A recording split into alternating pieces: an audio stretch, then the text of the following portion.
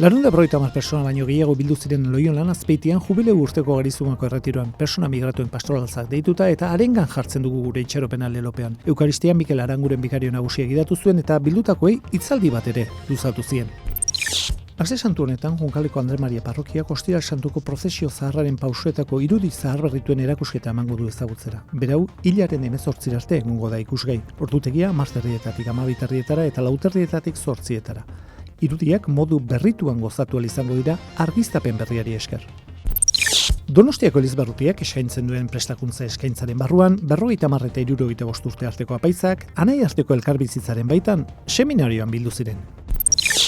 Elizagipuzkoa.org webgunean eskuragarri duzu Aste Santuko ordutegi eta ospakizunei buruzko informazio guztia. YouTube kanalean ospakizunak zuzenean jarraitu ahal izango dituzu eta bihar Arantzazuko gurutze bidearen ostean Arantzazu Santutegia kanalak gotzainaren hitzak emango ditu zuzenean.